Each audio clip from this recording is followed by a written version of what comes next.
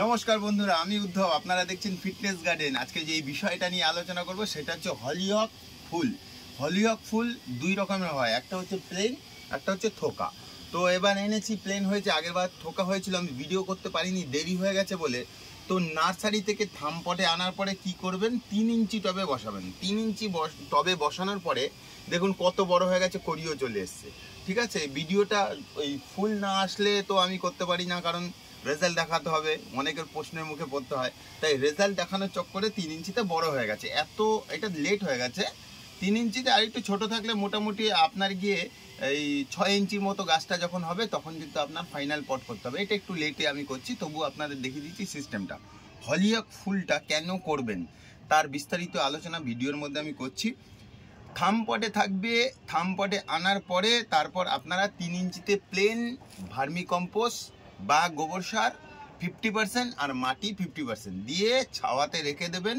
দেখবেন গাছ যেই ধরে গেছে, বড় হচ্ছে, তারপরে অন্য গাছের ছায়া ধীরে ধীরে আলোতে নিয়ে আসবেন। তো হলিহক একটা মৌসুমি ফুল, খুব ভালো। এই ফুলটা দেখতে সুন্দর, অনেক দিন থাকে, পাতলা পাপড়ি হলেও। আরেকটা হচ্ছে থোকা হয়, সেটাও খুব সুন্দর। তো হলিহক ফুল এই 3 ইঞ্চিতে করার পরে কিভাবে ফাইনাল করবেন। তো ফাইনাল করার জন্য এই ফুলটা একদমই পরিচর্যা লাগে না, কিচ্ছু পরিচর্যা লাগে না। তো কুমড়ো পাতার মতো আশ্বাস আছে, পোকামাকড়ও খুব কমই আসে। মাঝে মধ্যে একটু ফাঙ্গিসাইড স্প্রে করে দিতে পারেন, বা আপনার বাড়িতে যেই ইনসেকটিসাইড বা পোকা মারার ওষুধটা আপনি অন্য গাছের জন্য অ্যাপ্লাই করেন, নতুন করে কিছু কিনতে হবে না। তো ওই ওষুধটাই এই গাছের মধ্যে একটুখানি স্প্রে করে দেবেন, তবুও মাসে 2 দিন দিলেই হবে।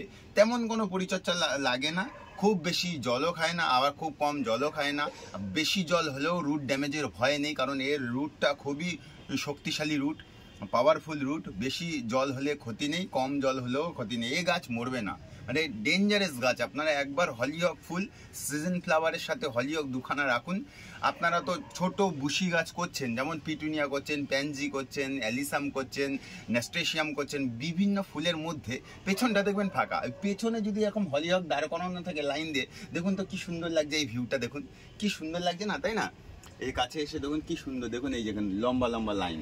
8 ইঞ্চি টবে, গ্লাস টবে আমি বসিয়েছি, এই যে কত সুন্দর ফুল ফুটেছে। আমি এই ডালিয়াটাকে এখানে সরিয়ে দিচ্ছি। এবার দেখুন এই যে 8 ইঞ্চি টবে 4খানা হলিহক আপনাদের ভিডিওর জন্য করেছি আমি, আগের বছর যেহেতু করতে পারিনি। এই দেখুন কি সুন্দর টবগুলো, দেখুন একটু এই নিচে এই 8 ইঞ্চি গ্লাস টবে আমি করেছি। এই 8 ইঞ্চি গ্লাস টবগুলো ছিল ফল গাছ বসানোর জন্য এনেছিলাম, সেটা পড়ে থাকবে, তাই হলিহক একটা করে বুঝে দিয়েছি। তো হলিহক ব্রাঞ্চও করা যায়, সেক্ষেত্রে ফুল ছোট হয়। দেখুন এই সাইড দিয়ে ব্রাঞ্চ বেরিয়েছে, এটা তো আগা যদি পিঞ্চিং করেন, কিন্তু যেহেতু অন্য ফুলের পেছনে আমরা সাজাবো, তাই আমি না পিঞ্চিং করি, আমি সোজাই রাখি। ওর উপর দিয়ে প্রচুর ফুল হবে। এটা সবে ফ্লাওয়ারিং শুরু হয়েছে, 2 থেকে 3 দিন হলো। আর 1 সপ্তাহ গাছ, আমার শর্ট ভিডিও ফলো করবেন, 1 সপ্তাহ বাদে দেবো আমি। এগুলো পুরো ভরে যাবে, তখন শুধু মনে হবে কি একটা পাটকাঠির মধ্যে কেউ জানি প্লাস্টিকের ফুলগুলো গুজে গুজে রেখেছে। এত ফুল হয় না একটা স্টিকে। হলিহক হচ্ছে সব থেকে লম্বা স্টিকের ফুল আমাদের এই মৌসুমি, আর সব থেকে বেশি হয়। আর একটা ফুল পাতলা হতে পারে, দেখতে অনেকটা আপনার সিঙ্গেল পাপড়ির স্থলপদ্মের মতো, বিভিন্ন কালারের হয়। দেখুন এইটা আলাদা কালার, এটা আর একটু লাইট, এটা একটু ডিপ, এটা একদম লাইট, এটা পিঙ্ক কালারের, আর এটা হচ্ছে মেরুন কালারের। এটা মেরুন আর পিঙ্কের মাঝখানে, আর এটা পিঙ্কের থেকেও হালকা পরপর দেখুন। তো যাই হোক, এবার কি করে ফাইনাল করছি সেটা বলে দিচ্ছি। আবার বলছি, নার্সারি থেকে থামপটে আনবেন, বাড়িতে 2 দিন রাখার পরে আপনি 3 ইঞ্চি টবে বসিয়ে দেবেন। 3 ইঞ্চি টবে 50% গোবর সার বা ভার্মি কম্পোস্ট, 50% মাটি, আর কিছু লাগে না। গাছটা একটু বড় হবে, 6 ইঞ্চির মতো, আপনি চেঞ্জ করে দেবেন। ভিডিওর জন্য দেরি হয়ে গেছে, ফুল ফুটতে দেরি হচ্ছে বলে আমি দেরি করে লাগিয়েছিলাম, তাই আমার গাছটা একটু বড় হয়ে গেছে, ফুল হয়েছে। এই অবস্থায় আমি আপনাদের ভিডিওর জন্য দেখিয়ে দিচ্ছি, আপনারা আর একটু আর্লি করে দেবেন। যখনই 6 ইঞ্চি হবে তখনই ফাইনাল পট করবেন। ফাইনাল পটের জন্য কি নিয়েছি, ফাইনাল পটের জন্য আমি নিয়েছি, দেখুন এইখানে 20% ভার্মি কম্পোস্ট আর 80% প্লেন গার্ডেন সয়েল। পুরনো মাটি থাকলে সেটাই দিয়ে দেবেন অন্য গাছের। আর এই সিন্ডার নিয়ে নিচ্ছি, আপনারা লাল মোটা দানার বালিও নিতে পারেন, এইটা হচ্ছে ড্রেনেজ ব্যবস্থার জন্য। এগুলোকে আমি মিক্স করে নিচ্ছি। মিক্স করতে করতে ভুলুদা একটা ছোট্ট ঘটনা বলি। তো ভুলুদা তো বয়সে বড়, তাই আমরা যখন কিছু খেতে চাই, তো ভুলুদা আমরা গেলাম, খেলাম সবাই মিলে একসাথে, ভুলুদা বিল দিয়ে দেয়। তো আমি বুঝতে পারছি যে ভুলুদা কয়েকদিন ধরে না কিছু খাওয়াতে চাচ্ছে না, আমাদের কিছু অ্যাভয়েড করছি। তো আমি সেদিন বললাম, চলো ভুলুদা সিঙ্গারা খেয়ে আসি। তো ভুলুদা আমাকে বলছে যে সিঙ্গারা ভালো না খাওয়া, সিঙ্গারা এই কাছে আসুন, দেখুন এইটা দেখতে দেখতে আমরা গল্পটা করি। এই যে মানে খোলাম কচি দিয়ে আমি হোলগুলো ঢেকে নিলাম, এগুলো উপর দিয়ে সিন্ডার দিয়ে দিচ্ছি। তো ভলুদা আমাকে বলছে যে সিঙ্গারা খাওয়া ভালো না, প্রচণ্ড তেল, তারপর হচ্ছে অম্বল হয়, এটা শরীরের জন্য ভালো না, ময়দা তেল তো ছেড়ে দেওয়া উচিত, বয়স 25 বছরের ঊর্ধ্বে হলে তারপর চিনি ময়দা তেল খেতে নেই, হেলথ বেনিফিট খুবই বাজে হয়ে যাবে, কোনো হেলথ বেনিফিট এর মধ্যে নেই, উল্টো কিন্তু শরীরের ক্ষতি হবে, এগুলো খাস না, ভালো না।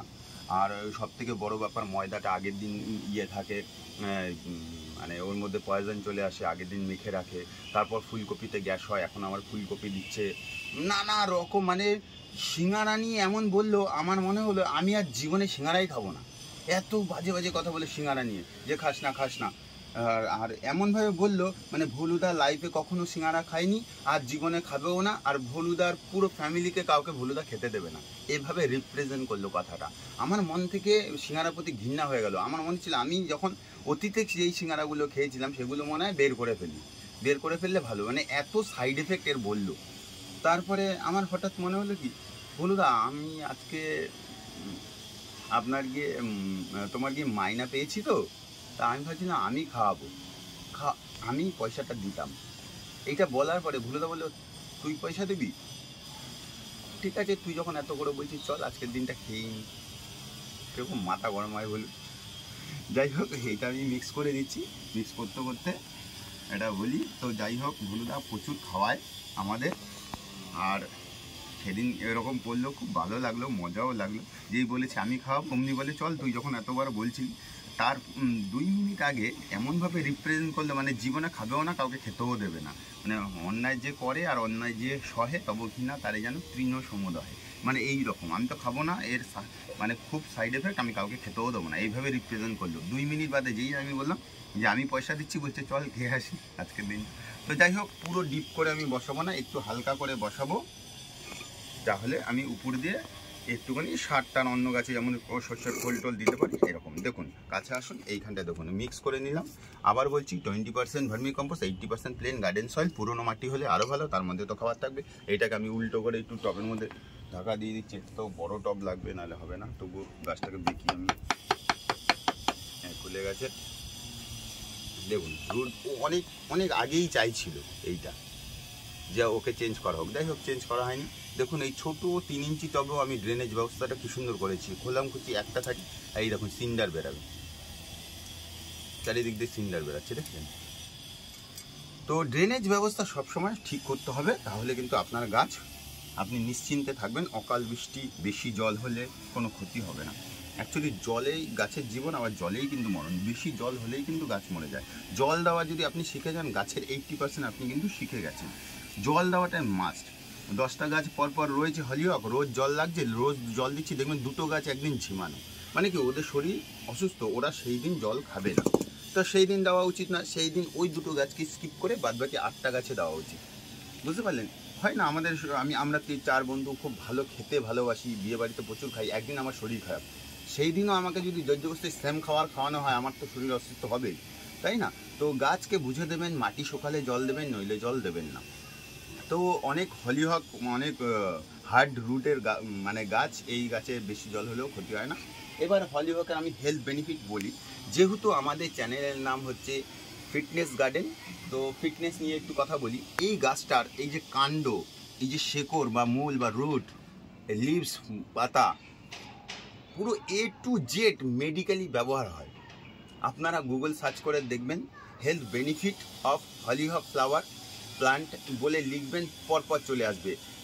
স্টমাক আলসার যাদের আছে, যাদের হচ্ছে এই গ্যাস্ট্রিক অম্বল সিঙ্গারা গল্পটা এর জন্যই আমি বললাম, তো যাদের গ্যাস্ট্রিক আলসার আছে, এটা গ্যাস্ট্রিক আলসার সারিয়ে দেয়। ব্যথা হলে কোনো জায়গায় এই গাছের যে কোনো অংশ যদি ব্যবহার করা যায়, থেতু করে ওই ব্যথা জায়গায় লাগানো যায়, ব্যথা কমে যায়।